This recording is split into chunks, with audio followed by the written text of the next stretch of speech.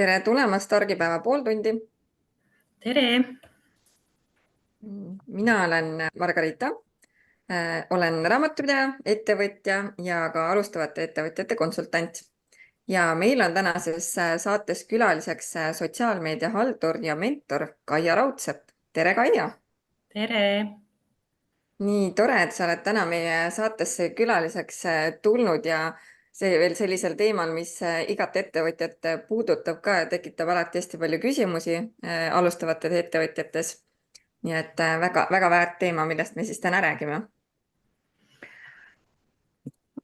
Ja ma küsin alustuseks sinu käest hoopiski, et mis sind ettevõtlusesse üldse tõi, kaua sa oled nüüd ettevõtja olnud? No minu ema on olnud nii kaua, kuni ma mäletan, ettevõtja, et olen oma raamatupidamisteenust pakkuv ettevõte ja üks hetk ühel päeval ta tahtis selle mulle üle anda. Et pidin ka minema siis õppima raamatupidamist ja tegin temal nagu tööd mõnda aega ja siis ma nagu mõtlesin, et ma ei taha nagu seda päeva ootama jääda, millal ta ükskord oma ettevõtte mulle nii-öelda üle annab. Et siis tegin oma ettevõtte ja õppisin juurde nagu lisaväärtust, et mida nagu enamat mulle minu klientidele pakkuda ehk siis sotsiaalmeedia turundust. Ja asustasin oma ettevõtte. Suht toores olen alles sellel alal, et alles aastaseks saab mu ettevõte. Väga lahe. Minu järgmine küsimus olekski kohe olnud ka, et sa oled raamatupidajana tegutsenud ju nüüd juba pikemalt, et kuidas sul tekkis see tunne, et sa tahad just sotsiaalmeedia halduse ja mentorlusega ettevõtjaid aidata, et kust selline huvi tekkis? No nägin oma klientide pealt, et nendele puudus see turunduspool absoluutselt, et ei mingit sotsiaalmeediat, ei mitte kuskil, et lihtsalt nagu siin oma ringkonnas suust suhu nagu vanasti. Ja tahtsin nagu neid rohkem aidata nagu sel teemal just, et pakkuda neile seda turundust. Ja siis läksingi turundust õppima ja see haaras kohe mind endasse, et see on nii põnev valdkond lihtsalt. Aga kuidas kliendid vastu selle on võtnud, et kas sinu raamatupidamise klientidest on täna mõni ka sinu sotsiaalmeedia halduse klient, siis nii-öelda turunduse klient või pigem tekitab see mingit ebausaldusväärsust klientide jaoks, et sa oled nagu ikka raamatupidaja nende silmis või sobib neil, et sa oled nagu two in one? Jah, selles suhtes, et üks klient oli, kes arvas, et ei arvanud nagu sellest midagi, tema ei tahtnud nagu seda sotsiaalmeedia turundust või üldse mingit turundust kuulda. Aga teised kliendid on küll väga hästi mind vastu võtnud ja jah, et ma haldan neid ja annan neile nõu igatepidi. Et neile nagu väga ja on see neile ka väga kasuks tulnud. Ja selles mõttes, kes ütlevad, et neil turundust ei ole vaja, siis minul üks inimene ütles, et inimene, kes peab ennast turundama, et järelikult teeb kehvasti midagi. Ja tegelikult see ei ole üldse nii. Et kui Ei sa ole tahad üldse. ikkagi ettevõtet kasvatada ja tahad kliente juurde saada, siis see turundus on oluline asi ettevõtluse juures, mitte see, et sa nüüd midagi valesti või halvasti teed. Just täpselt. Ma olen sinuga ühte meelt. Aga sina pakud nii mentorluse kui ka sotsiaalmeedia halduse teenust, et mis vahe nendel on ja kellele siis mis mõeldud? No sotsiaalmeedia haldus on pigem mõeldud juba nagu niisugustele käimasolevatele ettevõtetele, kellel on nagu suurem, kuidas ma nüüd ütlen, selles mõttes, et suurem rahalise võimaluse panus sinna sotsiaalmeediasse panna. Et see teine, see persoonibrändi mentorlus on rohkem nagu neile, kes alles alustavad, aga siis see haldus on nagu neile, kes on juba olemas oma sihtrühmaga seal Instagramis või Facebookis. Et siis nendele ma pakun seda haldusteenust, et loome koos sisuplaani strateegilised, kuidas jõuda suurema grupi inimesteni. Siis ma loon postitusi ja teen neile videosid ja analüüsin, kuidas nende siis sisu edeneb, kui kaugele see jõuab ja nii edasi. Jah. Ja Facebooki reklaame teen ka, et ka need on väga edukaks osutunud. Mhm. aga mis see mentorluse klient sinu käest saab, kes tuleb sinu juurde mentorlusse? Mhm.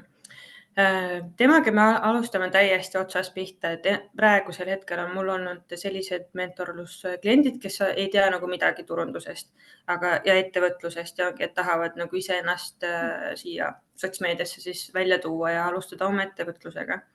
Et siis me alustame jah, täiesti algsetest asjadest, Instagrami loomisest, peost, kuidas sihtrühma nagu leida, kuidas neid kõnetada, kuidas tekste luua, nagu kõike Mhm. ja sellised, kuidas videosid teha ja kuidas inimesi mõjutada ja Mhm.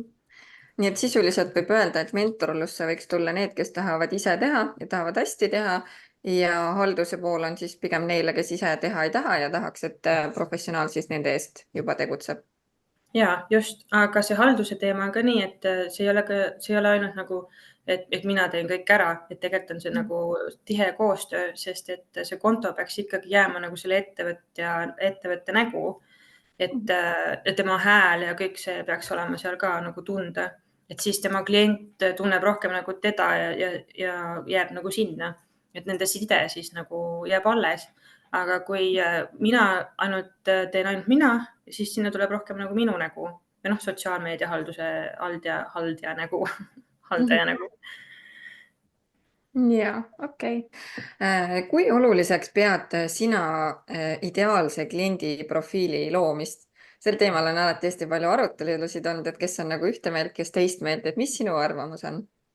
See on minu meelest nagu kõige olulisem üldse sotsiaalmeedias siis, sest sa pead nagu suutma kõneleda selle isikuga, keda sa tahad endale kliendiks saada, eks ju. Et sa ei saa mõelda, et kõik inimesed on minu kliendid. Et kui sa niimoodi mõtled, siis sa tahad nagu, siis sa ei kõneta mitte kedagi, eks ju. Aga kui sul on see üks kindel sihtrühm, siis sa suudad palju paremini temani jõuda ja seda usaldust ja silda nagu luua. Mhm. Et jah, see on üks olulisemaid Mhm. teemasid. okei, ma mõtlen just seda, et meil ka mingi turunduse ainete raames ja ikka on nagu räägitud sellest nii-öelda kliendi profiili loomisest, et sul peab olema nagu see kindel profiil, et tema ongi Ants, ta on selles vanuses, ma ei tea, tal on kodus naine ja 2 last ja et ta ei jõua nagu tegeleda nende asjadega näiteks onju. et aga näiteks minu teenus on ka selles mõttes, ta on hästi lai, et minu jaoks ei ole vahet, kas see osaühingu omanik, kes tahab raamatupidajat, et kas ta on 50-60-aastane või on ta 25-aastane, kas ta on mees või naine, et see ei oma nagu minu jaoks üldse tähtsust. ja minu jaoks on alati see selline asi, et mismoodi ma peaks seda kliendi profiili määrama, kui see on nagu nii lai ampluaa. No sellisel juhul ongi, et kuidas sinu enda kogemused on, et kas sa teed nagu suurele ettevõttele või pigem väikestele ettevõtjatele, et Mhm. nagu sealt oma kogemuste nagu põhjal siis tuleb see sihtrühm leida. Mhm.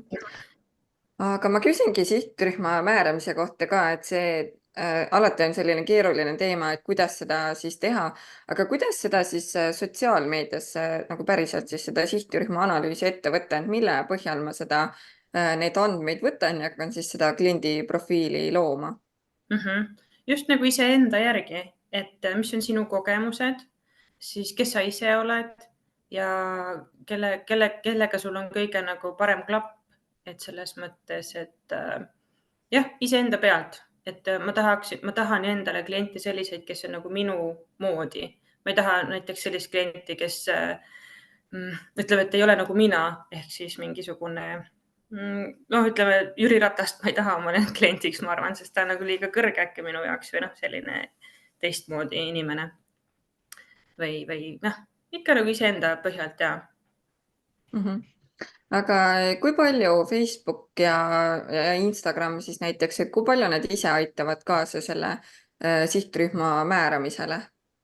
Mhm. No Instagramis on niisugune noorem generatsioon, eks ju, ja Facebookis on vanem generatsioon. Kuigi noh, seda ka, see on nagu oleneb jällegist nagu sellest teemast või sinu valdkonnast. Et ma näen täna, et näiteks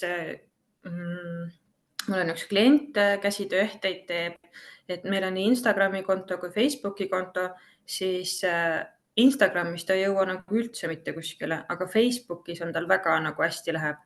Et aga jah, tal on nagu sihtgruhm on nagu vanemad inimesed.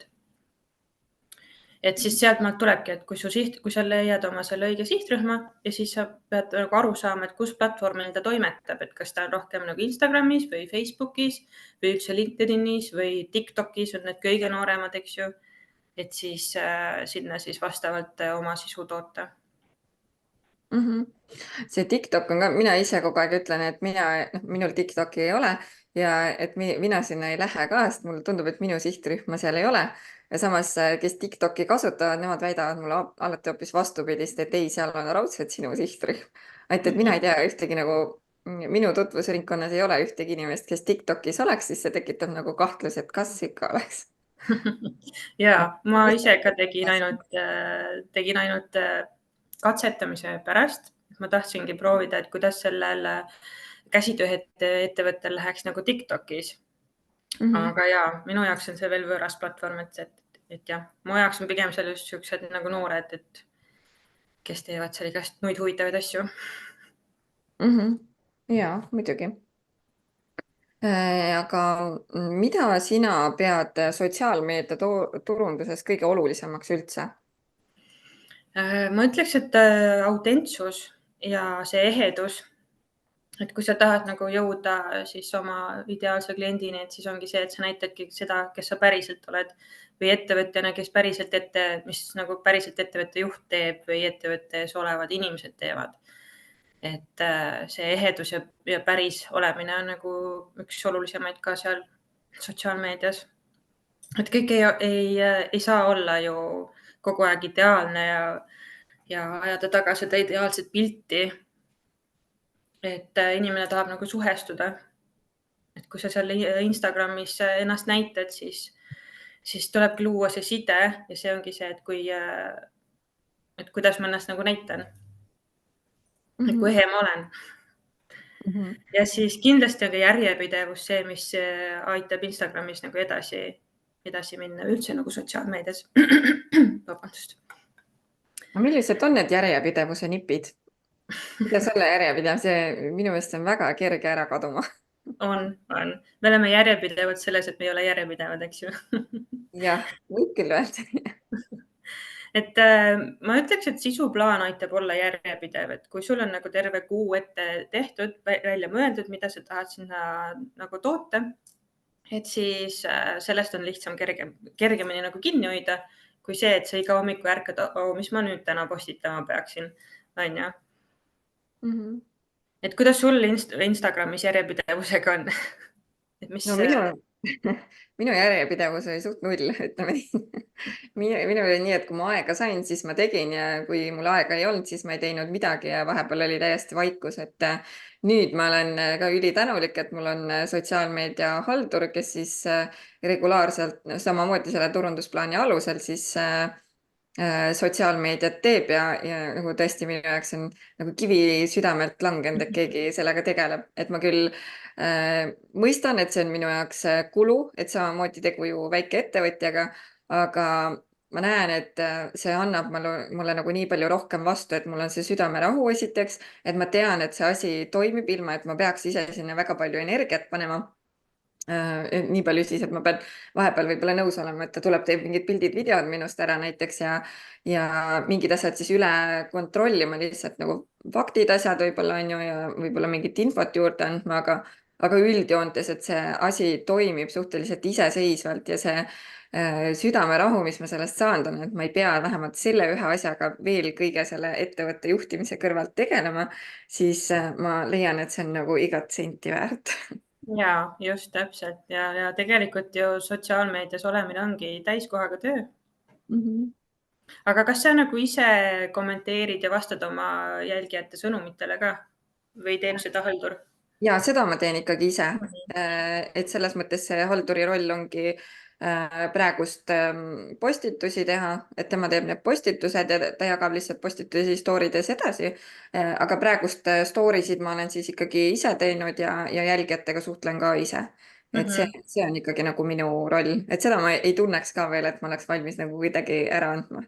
ja mu meelest see on hästi oluline ka sotsiaalmeedia juures, et nagu see ettevõtja ise on seal kohapeal ja räägibki oma klientidega ise. Et kui välismaalt praegu vaadata, siis kõik on hästi automatiseeritud ja varsti nagu vastavadki ainult robotid on ju kommentaaridele ja sinna sõnumitele. Et Mhm. nagu meie väikses Eestis ma leian küll, et ettevõtja võiks vähemalt nii paljugi on ju ise teha, Mhm. et hoida seda sidet oma jälgijatega. Ja just ja noh, minu jaoks ongi see nii-öelda see kliendi suhtlus ja see heade suhete hoidmine minu jaoks on hästi oluline, et ma pigem olen nõus delegeerima muid ülesandeid ära, nii-öelda lihtsamaid kellelegi teisele, et keegi teeb siis need asjad ära, selleks, et mul jääks endale see aeg, et ma saaks siis klientidega ikkagi ise suhelda, sest noh, ega minul on ka täna paljuski ju persoonibränd Mhm. ja ma arvan ka, et seal see isiklik touch on sealjuures oluline, et seda noh, ei saa päris nii, et sa kaotad selle ära kuidagi. et siis Just täna on täpselt, see jaa. just. mul tuli ennem veel meelde seoses selle ähm, mm, sotsiaal nagu mitte sihtrühma määramisega, aga ühesõnaga see jutt, mis meil ennem oli, et kus kanalis on sinu see klient, siis mul tuli ennem just meelde, et täna hommikul rääkisime siis minu sotsiaalmeedia halduriga, et kui noh, muidu on nagu Instagram on minu jaoks nagu see parem kanal olnud, et kus ma tunnen, et inimesed on aktiivsed, et seal see suhtlus on aktiivne oma jälgijatega, et ma saangi, et kas küsitakse nõu minu käest või mis iganes, et ühesõnaga noh, näha on, et on nagu aktiivsed, ma tunnen nagu ennast ka hästi seal, siis Facebook on nagu hästi passiivne, et seal nagu võiks olla ju ka tegelikult minu sihtrühm, aga noh, ma kuidagi sealtkaudu nagu ei kõneta. Mhm. Aga siis huvitav fakt, et üks Reels, millel Instagramis oli siis täna hommiku seisuga, ütleme niisugune 1050 vaatamist, siis Facebookis oli sellel peaaegu 19 000 vaatamist, mis oli Okei. nii nagu meie mõlema jaoks nagu üllatus, et kuidas niimoodi, et muidu nagu Facebook ei ole nagu üldse minu kanal, et seal nagu üldse ei levi ega midagi, aga kuidagi see üks Reels oli nagu jõudnud just Facebooki kaudu inimesteni. ehk et see Mhm. suutis seda mingit sihtrühma kõnetada. Väga huvitav. Ja selles suhtes ma olen ise ka täheldanud, et sa kunagi ei tea, milline postitus või reel või video läheb kellelegi peale või viraalseks on ju. Et see on Mhm, nii sihuke bingomäng alati. mhm. ja no minul nüüd sotsiaalmeedia haldur on selle aasta algusest siis sotsiaalmeediat teinud, et eelmine aasta ma tegin ise ja ma ei tea, kuidas sinu hinnang sellele on, aga minu nii-öelda sotsiaalmeedia miinuspooleks vist ennem oligi siis see, et ma lõin ainult harivat sisu. Mhm. ehk et ma nagu kogu aeg andsin oma teadmisi edasi ühel, teisel, kolmandal teemal, aga sellist nagu meelelahutuslikku sisu ei olnud üldse, mida nüüd siis sotsiaalmeedia haldur siis nagu üha enam sisse toob ja ma näen, et tegelikult inimestele see päriselt meeldib ka. et Ja. milline sinu seisukoht on, et kas pigem luua nagu seda harivat või ka, et peaks olema nagu mingi tasakaal, et ei saa ainult nii-öelda infot jagada, et tuleb ikkagi Mhm. lõpuks ka midagi teha. Ja ei, kindlasti tasakaal peab olema absoluutselt. Ja miks me kõik oleme sotsiaalmeedias, me ikkagi tahame meelt lahutada, on ju. Et isegi raamatupidamist, ükskõik mis valdkond, alati saab selle nagu pöörata selliseks harivaks, aga samas nagu meelelahutavaks. Mhm, Et seda nagu kombineerida omavahel. mhm. Ja. aga kumba sulle endale meeldib rohkem teha, kas sulle meeldib luua sellist harivat sisu või pigem meelelahutuslikku? või ei ole sotsiaalmeedia halduri jaoks üldse vahet, mis ta teeb? Eks ikka on vahe, mulle meeldiks ka rohkem nagu nalja visata ja meelt lahutada. Aga jah, vahepeal peab ikka harima ka. Mhm. ja ei, seda muidugi. Aga harivat sisu on selles suhtes nagu mulle endale põnevam teha, sest siis ma ise õpin ka hästi palju. Mhm. ja sõltub valdkondadest ka, on ju. Ja. kas sina oled endale mingid piirangud ka pannud näiteks, et mis valdkonna kliente just sina oled valmis vastu võtma või oled sa selles mõttes avatud kõikidele variantidele? Ma olen täiesti avatud kõikidele variantidele ja et ei ole, mul ei ole seda piirangut. Et kõik valdkonnad on teretulnud, põnev on. ja, et see on vist sama nagu ütleme nende copywriter ite puhul vist ka on ju, et kirjutad teksti olenemata sellest, kas sa seda ala tunned või mitte, et sul peab olema see huvi uurida need asjad ise välja siis on ju. Ja just täpselt. Aga ma küsin veel su käest, et mis sulle isiklikult endale rohkem meeldib, kas sulle meeldib rohkem persooni bränding või ettevõtte kui terviku bränding siis nii-öelda? Mulle meeldib persooni bränding hetkel rohkem ja seda sellepärast, et kuidagi nagu lihtsam on, ma arvan, tuua nagu isiksusena ennast siia kui tervet ettevõtet või tervikut seda ettevõtet nagu brändina luua. Ja mul ilmselt võib-olla sellepärast ka, et mul puudub kogemus selle ettevõtte brändi loomisel. Ma arvan, sellepärast mulle meeldib persooni bränd rohkem.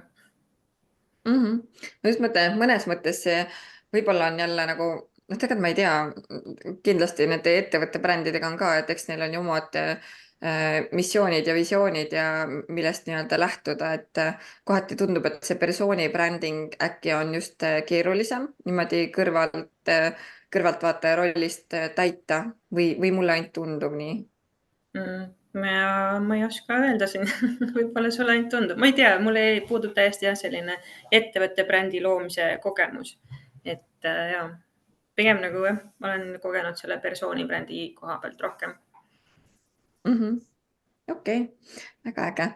Aga ma küsin sinu käest siis kuulajatel veel häid nõuandeid Instagrami või Facebooki poole pealt. No Instagramis sa vist toimetad rohkem, on ju? Ja. Et mingeid nõuandeid, et kes siin ise toimetavad, tahavad ise oma sotsiaalmeediat teha, et mida nad võiks siis jälgida näiteks oma Instagrami bio ülesseadmisel. Jah, Kusjuures see selle bioga on huvitav fakt, et iga kord, kui mina teen nii-öelda neid tutvustusi nendele laivi esinejatele, siis ma alati vaatan nende Instagrami bio, et kas ma saan sealt info kätte või mitte. ja see on ju esimene koht, kuhu, kui sinu uus jälgija tuleb ja vaatab, et kellega tegu on. Et sinna tasub ikka kirja panna, et millega sa tegeled, on ju oma valdkond, siis kuidas sa aitad oma jälgijat või millega sa aitad. Ja kuigi seal on hästi vähe võimalik nagu kirjutada ainult 150 tähemärki, siis ikkagi võiks olla midagi niisugust isiklikumat, isikupärasemat, mingi moto või tsitaat ja võiks ka olla oma kogemused, et näiteks mitu klienti sul, mitme kliendiga sa oled tegelenud või kui on mingi koolitaja näiteks, et mitusada koolitajat koolitatud sul on siis. Et nagu kõiki neid panna ja siis kindlasti peaks olema ka see call to action ehk siis üleskutse, et mida sa tahad, et su jälgija järgmiseks teeb, on ju. Ja siis lisaks peole on kindlasti olulised ka need highlights'id, et see on nagu siis sinu nagu nii-öelda menüüriba sinu ettevõtte kodulehele. Et siis seal võiks olla sinu teenused, sinu kliendi tagasisided, kogemused, niisugused asjad. Ja no see bio on üldse iga kord, kui ma pean seal midagi korrigeerima, siis ma ikka alati vaatan, et nii raske on kirjutada, et seda lühidalt seda infot sinna panna kõike, et nagu pool juttu tundub, et jääb nagu puudu, et kõike infot ei saagi sinna kirja. Et kas sina Ja oled just, ma ise ka täiega väga nii palju. Kas sa ise oled näiteks kasutanud ka chat GPT abi Instagrami bio ülesehitamisel? Chati ma olen katsetanud ja, et ma ise tegelikult hästi palju oma töös kasutan seda chat GPT-4 tasulist versiooni siis, aga ta ei ole mulle kunagi nagu andnud sellist head varianti, mis nagu mulle nagu meeldiks. Aga on üks teine koht selleks on, ütlen kohe, Google Bard on vist selle nimi. Jah, et kui sinna näiteks paned oma selle screenshot'i oma biost ja siis lased seda analüüsida seal ja pakkuda talle parenduseks neid variante, siis tema annab küll päris häid tulemusi seal. et ma võin selle lingi kas siia chati panna või keegi? Ja sa võid siia chati lisada, siis assistent saab selle sinna Facebooki laivi panna, Mhm. et kui keegi veel huvitatud on. Sest jah, minu meelest jah, hästi raske on alati seda peod kirjutada just sellepärast, et see tähemärkide arv on niivõrd piiratud ja seda enam, et kui võib-olla sinu ettevõte nagu ei tee ainult ühte asja või noh, ongi, et sa võib-olla jagad kontol nagu mitut erinevat asja, siis kuidagi tundubki, et nagu nii liiga tehakse selle Mhm. tähemärkide arvuga, et sinna ei mahu mitte midagi. Ja just. Et ma tean, et nii mõnigi pakub ju meil juba sihukest teenust, et seda või noh, oli vist isegi töötuba selle alane tulemas, kus siis Pipi äkki pakkus seda varianti, et kuidas õpetada, kuidas siis oma peod teha nagu paremaks. Mm. Et see oli päris huvitav. Väga hea teadmine, väga äge. Mhm. Et aga no nii, ütleme nüüd, kuidas sina oma kogemusel ütled, kas Instagramis täna pigem on populaarsemad postitused või story'd? oma kogemustelt enamus minu jälgijaid ikkagist elab story des, vaatavad story sid. Et väga harva on jah, et kus nad scroll ivad kellegi feed'is ringi. Et siis ongi hästi oluline panna iga oma postitus sinna ka story'sse ja eelnevalt, kui sa selle postituse story'sse paned, siis ma soovitan kindlasti mingi sissejuhatav lugu sinna veel rääkida juurde. Mhm, Et siis, et siis järgmiseks nagu inimene läheb sinna postitusele ja saab veel rohkem informatsiooni sealt, on ju. mhm.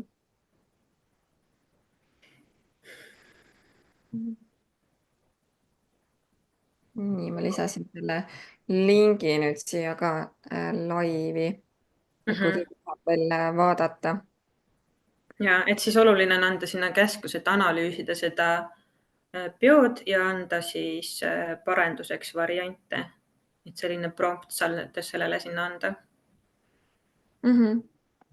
Aga kui sina teed nii-öelda seda sotsiaalmeediahaldust mõnele ettevõtjale, siis kas sa teed ka nagu nii postitusi kui ka story sid või millele siis sotsiaalmeediahalduse puhul nagu rohkem rõhku pannakse?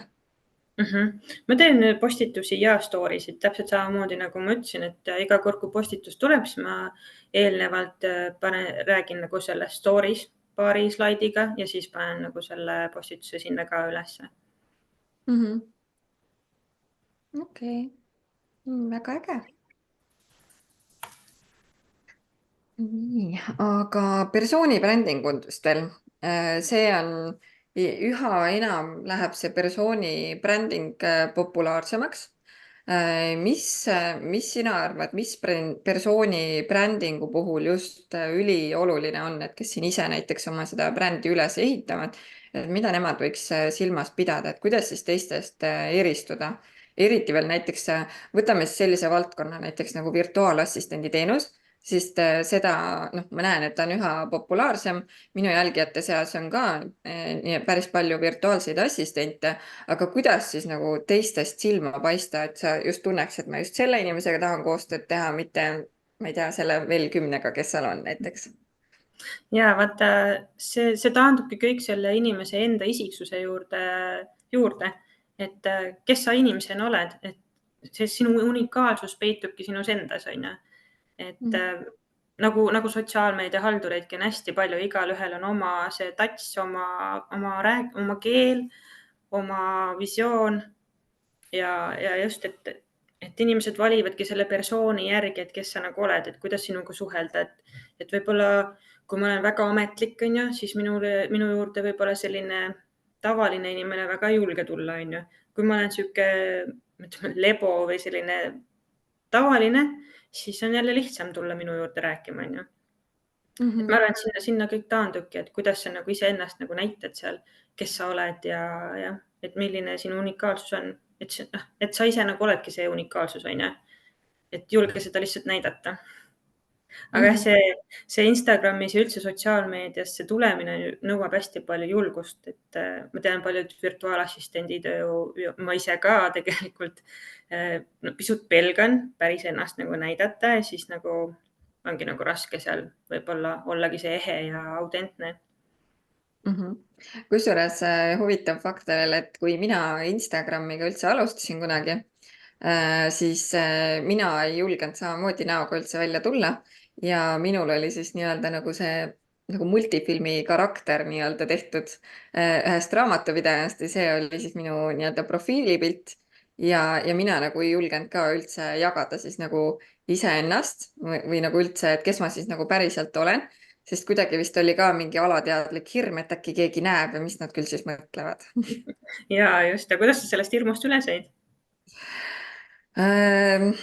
See tuli vist kuidagi ajapikku, kui ma ühel hetkel võtsin selle julguse kokku, et noh, et okei, et ma nagu proovin, et ma teen nagu selle ühe postituse siis, kus ma tutvustan siis ennast, et kes ma päriselt olen.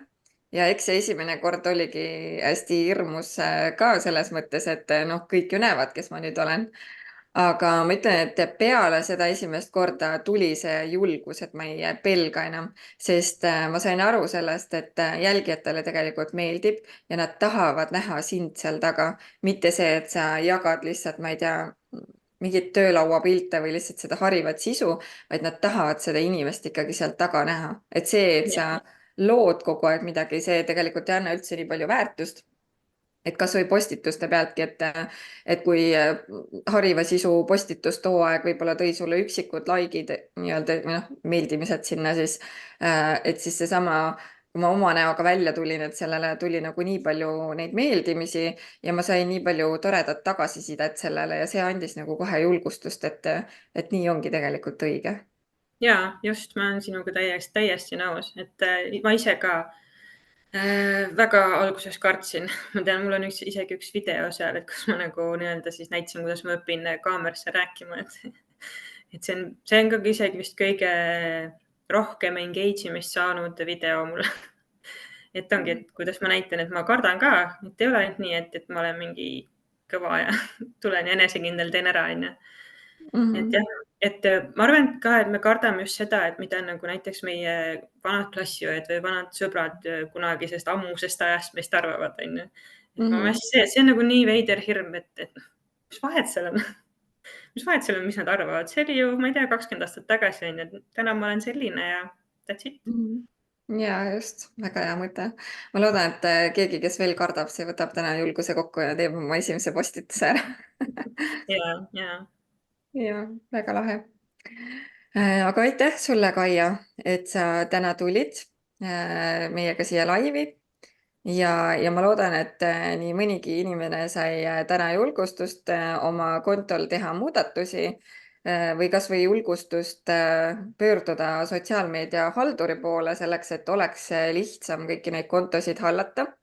ja mina omalt poolt ütlen veel siia juurde, et kui minul veel ei olnud inimest, kes mulle aitas seda teha, siis minu kõige suurem hirm oli alati see, et aga äkki ta ei suuda samamoodi teha nagu mina, et äkki ta teeb teistmoodi ja äkki see jääb nagu kohe silma, et keegi teine teeb, onju.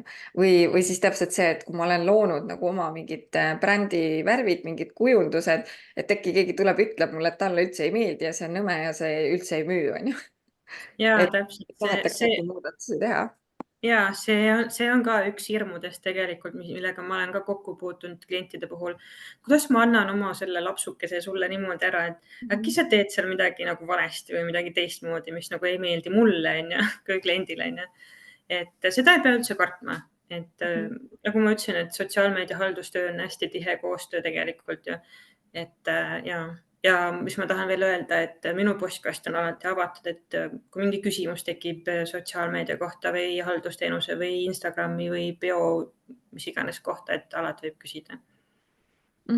Ja väga äge ja mina ka omalt poolt kinnitan, et tegelikult ükski sotsiaalmeedia haldur omavoliliselt midagi ei tee, et kõik on ikkagi koostöö ja ettepanekuid võib alati teha ja kui ei lähegi see inimene nii-öelda halduri klient siis kaasa nende mõtetega, no siis nii on selles mõttes on ju.